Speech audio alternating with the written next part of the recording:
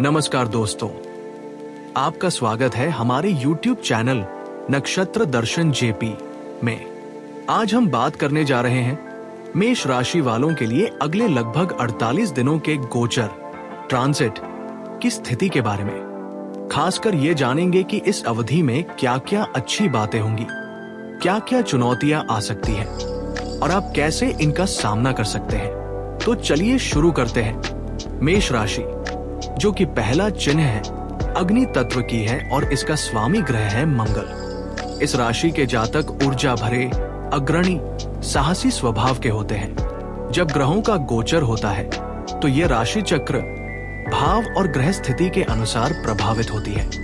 आज हम इस बात की चर्चा करेंगे कि आने वाले 48 दिनों में मेष राशि वालों को किन किन विषयों में फोकस करना चाहिए, शुभ समय विपरीत समय क्या हो सकता है और कैसे आप इस अवधि में बेहतर दिशा पा सकते हैं।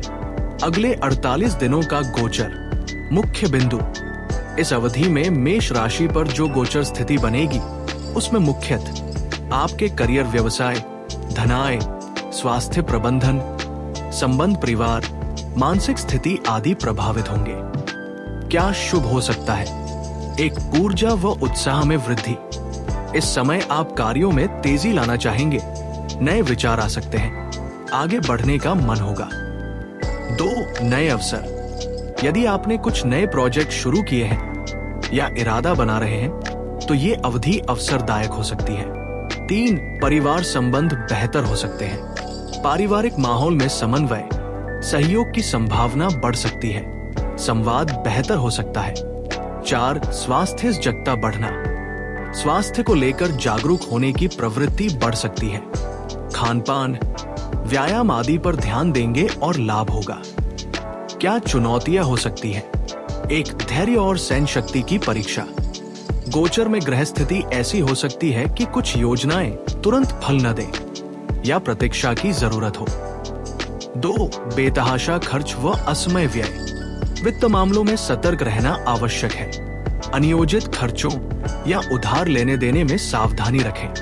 3, स्वास्थ्य संबंधी छोटी मोटी समस्याएं। तनाव, नींद की कमी, पाचन दिक्कतें या लापरवाही से स्वास्थ्य प्रभावित हो सकता है। 4, संबंधों में मिसकम्युनिकेशन। परिवार या साझेदारों के साथ संवाद में सावधानी जरूरी। जल्दबाजी या गुस्सा हानि कर सकता है। क्षेत्र वार विश्लेषण। 1, करियर और व्यवसाय। इस अवधि में मेष राशि वालों को नया प्रोजेक्ट लेने का मन हो सकता है।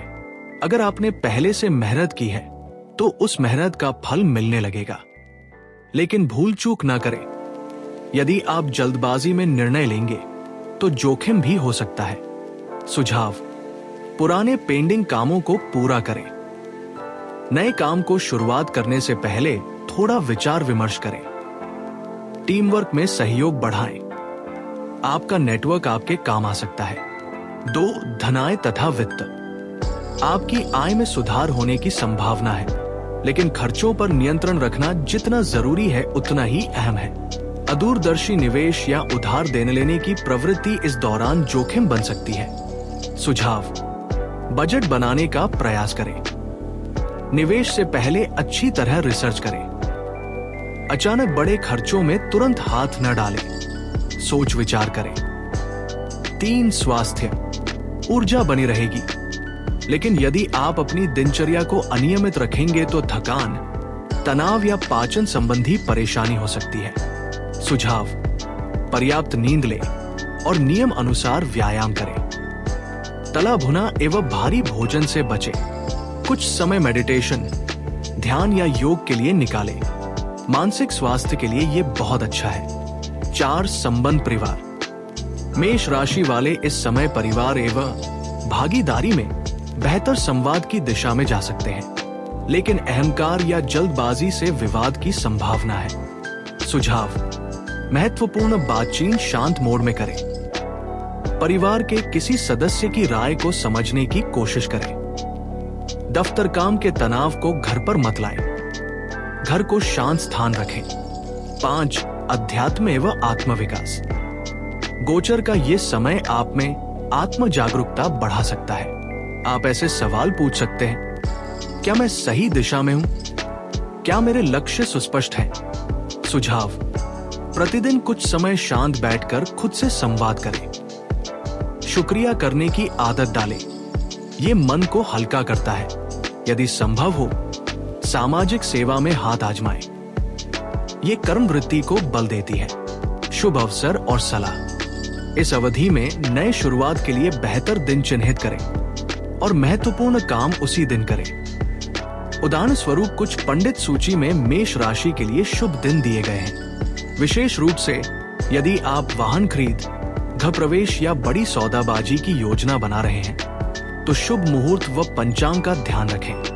ग्रह गोचर की जानकारी अपडेट रखें, जैसे कि सूर्य संक्रांति, चंद्र ग्रहण आदि असर डाल सकते हैं। 48 दिनों का गोचर खल: यह अवधि मंगल, शुक्र, बुध, सूर्य और चंद्रमा के परिवर्तन गोचर से बनी है। यह समय ऊर्जा से भरा रहेगा, पर साथ ही संयम और विवेक भी जरूरी होगा। 1. लग्न भाव मेष, आत्मबल व निर्णय शक्ति। मंगल अपनी ही राशि में बलवान रहेगा, जिससे आत्मविश्वास और जोश बढ़ेगा। शुभ फल: साहसिक निर्णय सफल होंगे, नेतृत्व क्षमता दिखेगी। सावधानी: गुस्सा या जल्दबाजी नुकसान दे सकती है। 2. द्वितीय भाव धन और वाणी। बुध व शुक्र का योग धन वृद्धि दे सकता है, लेकिन खर्च भी अचानक बढ़ सकता है। शुभ: पुराने उधार लौट सकते हैं, नई आमदनी के साधन बन सकते हैं। अशुभ: वाणी में कटुता न आने दे, रिश्तों पर असर पड़ सकता है। 3. तृतीय भाव पराक्रम और भाई बहन। सूर्य का प्रभाव रहेगा, जिससे आत्मविश्वास तो बढ़ेगा पर अहंकार भी आ सकता है। शुभ: छोटे यात्राओं या कार्य योजनाओं में सफलता। अशुभ: बहनों भाइयों से मतभेद न बढ़ाए। 4. चतुर्थ भाव सुख, घर और माता।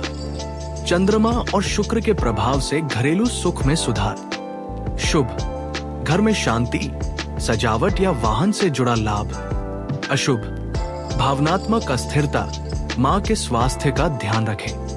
5. पंचम भाव शिक्षा, संतान, प्रेम। ये भाव अनुकूल रहेगा, बुद्धि तेज रहेगी, लेकिन निर्णय में जल्दबाजी हानि कर सकती है। शुभ: विद्यार्थियों को सफलता, प्रेम संबंधों में मजबूती। अशुभ: ऐसे संबंधों में दरार न आने दे। 6. षष्ठ भाव रोग, शत्रु, ऋण। ये समय मिश्रित रहेगा, कार्यस्थल पर प्रतियोगिता रहेगी। शुभ: मेहनत से विरोधियों पर विजय। अशुभ: स्वास्थ्य पर ध्यान दे, सिरदर्द, रक्तचाप संभव। 7.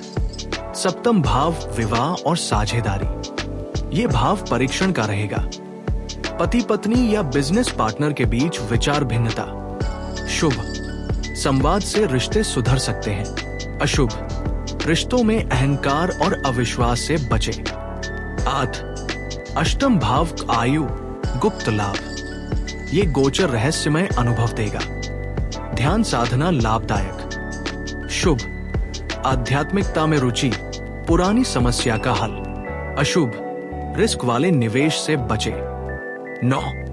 नवम भाव भाग्य और धर्म। ये समय भाग्य का पुनरुद्धार करेगा, यात्राएं संभव है। शुभ: यात्राओं से लाभ, गुरुजनों का आशीर्वाद। अशुभ: आलस्य या गलत सलाह से बचे। 10. दशम भाव करियर और प्रतिष्ठा। यह क्षेत्र मजबूत रहेगा, कार्य में नई जिम्मेदारियां मिल सकती है। शुभ: प्रमोशन या सम्मान की संभावना। अशुभ: ऑफिस में राजनीति या प्रतिस्पर्धा से सावधान। 11. लाभ भाव आय और मित्र मंडली। लाभ भाव सशक्त रहेगा, मित्रों से सहयोग मिलेगा। शुभ: नई सोर्स ऑफ इनकम, नेटवर्किंग से फायदा। अशुभ: झूठे वादों या लालच से दूरी रखें। 12. व्यय भाव हानि और मोक्ष। इस भाव में ग्रहों का असर खर्च बढ़ा सकता है। शुभ: धर्मदान से आत्मसंतोष। अशुभ: अनावश्यक खर्च और मानसिक थकान। अंतिम सलाह: ये 48 दिन मेष लग्न वालों के लिए आत्मविश्वास बढ़ाने, रिश्ते सुधारने और करियर को गति देने का उत्तम समय है। बस याद रखें, तेजी आपकी ताकत है, पर संयम आपकी जीत। निष्कर्ष, तो कुल मिलाकर अगले 48 दिन मेष राशि वालों के लिए अवसरों से भरे हुए हैं। नई दिशा, बेहतर संवाद, ऊर्जा एवं ऊर्जा का संचार संभव है, लेकिन चुनौतियां भी हैं। धैर्य, संयम, सोच समझ के साथ कदम उठाना आवश्यक होगा। यदि आप सलाह अनुसार चले तो ये अवधि आपके लिए सहायक और सकारात्मक सिद्ध हो सकती है। अगर आप वीडियो पसंद आ गया हो तो लाइक, शेयर व सब्सक्राइब करना न भूलें, ताकि ऐसे और भी राशिफल विश्लेषण आप तक पहुंच सके। आपके सुझाव प्रश्न कमेंट में जरूर लिखें, मैं हमेशा जवाब देने की कोशिश करूंगा।